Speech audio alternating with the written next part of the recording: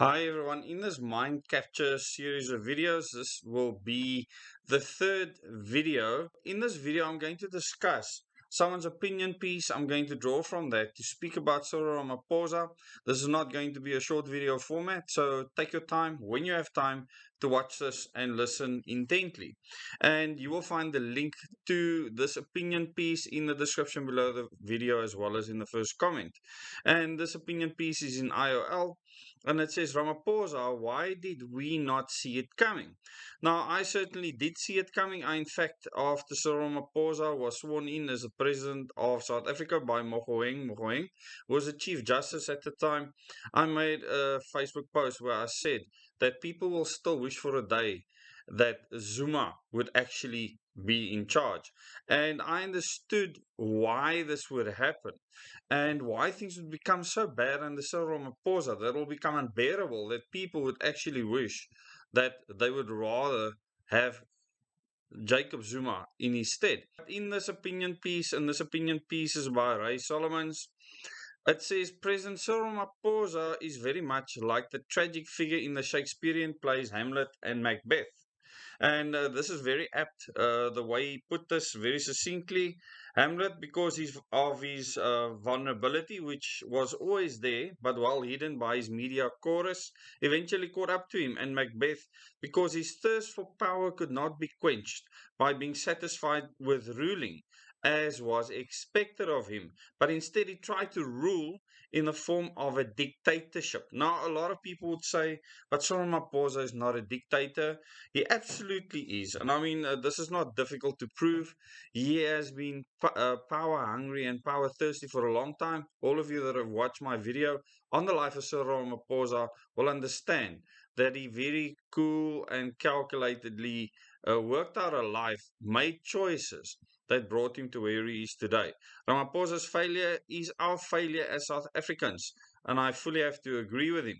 All the telltale signs were there, but we ignored them.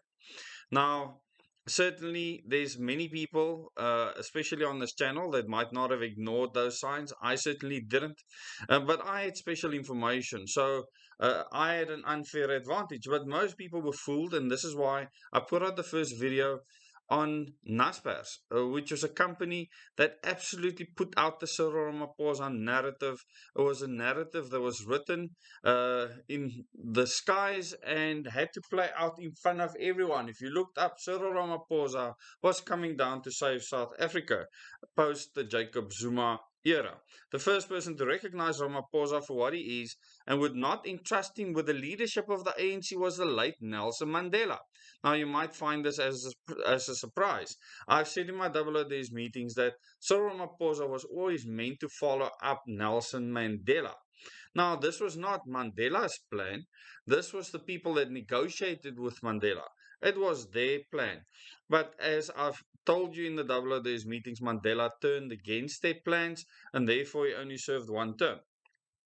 It was Mandela who chose Thabo Mbeki to be the deputy president of the ANC and the country. Ramaphosa, as a revisionist journalist, tried to convince the public that through some unknown gossip, Mandela wanted Ramaphosa to succeed him. The truth is, it was the Oppenheimers who tried to force Mandela to choose Ramaphosa as his deputy, and they did not trust the pipe smoking, whiskey consuming erudite Mbeki.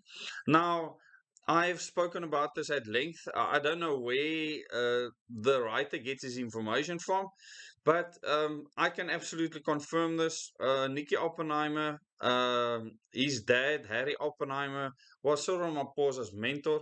He created the man, funded the man, made him the billionaire that he is today. So this is absolutely true.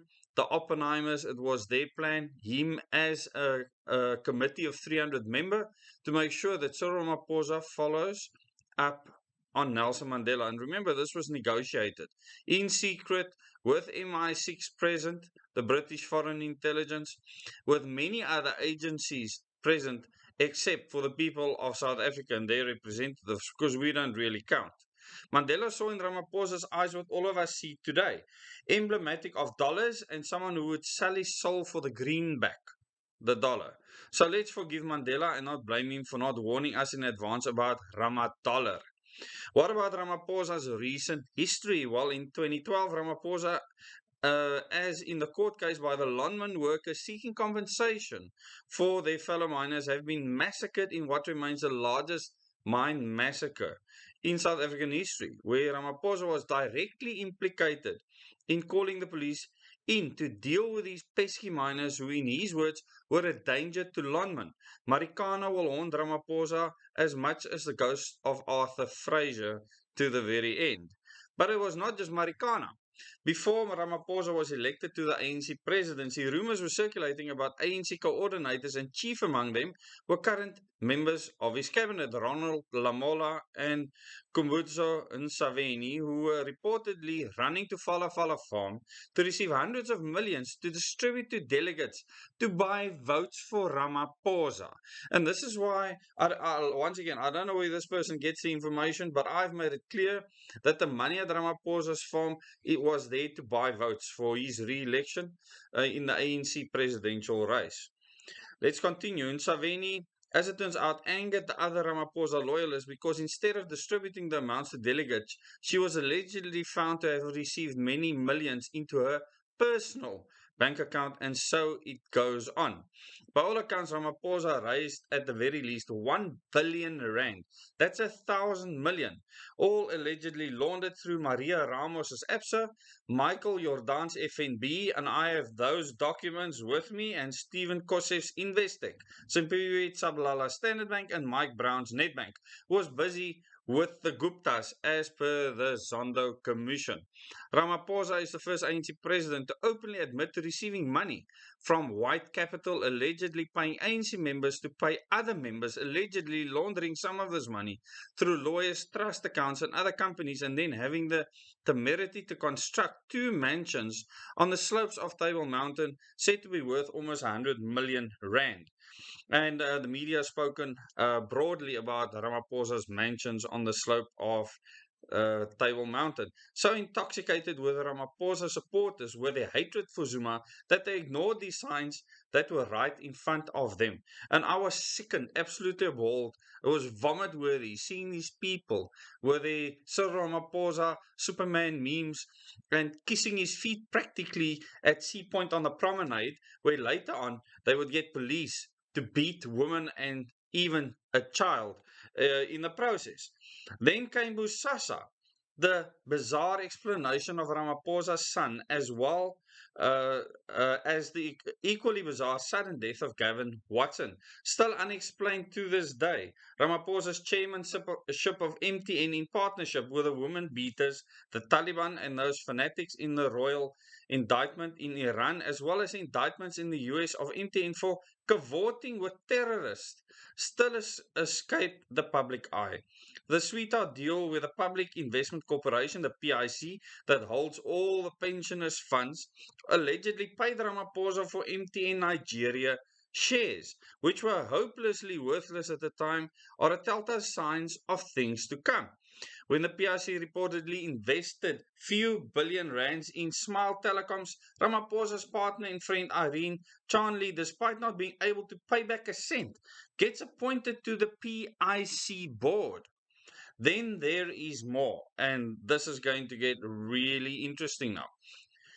His own presidential spokesperson, Kusele Diko, who allegedly led the gorging of personal protective equipment funds, the PPE funds, remember, by all accounts, reportedly stole through her relative hundreds of millions of rands. So, using family members. Ultimately, the Special Investigation Unit has shown that anywhere between 10 billion and 30 billion was stolen under Ramaphosa's watch.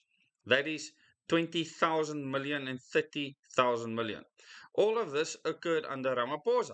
COVID-19 came and went, and long after the country had been locked down and exhausted vaccinations, the World Bank gives Ramaphosa a 7.6 billion rand loan to enrich his friends, including none other than Aspen Pharmacare, who donated to his campaign, and I have proof of that. While the country was in real darkness, Dollars were lighting up the homes of Glencore bigwigs, whose company to date is about 40 billion of Eskom coal contracts. And I've told you before, in the time that the Gupta supplied Eskom coal, no matter how it was procured, at least the units could run properly because it was good quality coal. As if it was a duty of the US Justice Department to bring to light that Ramaphosa's company, where he is a shareholder and chairman, had paid one of the biggest fines in US and UK history for bribery and corruption. Okay? How could we not have seen all of that? It was all over the media. It was never hidden. How could we not have seen all of these signs? Ramaphosa was brazen when he ignored the decision of the JSC, and this is crucial, and I covered this, to not appoint Justice Mandisa Maya as Chief Justice. And when 2 days after being asked to respond to 31 questions relating to the hashtag Farmgate saga, he suspends the public protector. And the crowd doesn't go out. There's something terribly wrong. This is the first president since the apartheid government who has put state security in his office. And I have warned people about this. And he has taken control of the establishment, media, and print. This is why I covered Naspers earlier. Radio and television. In the case of Arena holding Sunday Times and Business Day, he has exchanged the country's national airline for 51 rand to get only positive and good news about him and his fellow travelers such as Pravin Gordhan and others. Ramaphosa's failures are there for all to see, but as the saying goes, there are none so blind as those who will not see. I will put a link to my video on Cyril Ramaphosa, the man who he really is, for you to go and watch. It's got around 90,000 views already.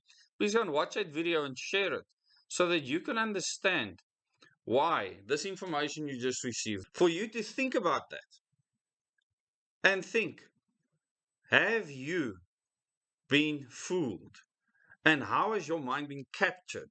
Did you walk on the streets with the Zuma Must Fall placards like a fool back in the day, begging for this man to come and lead the country?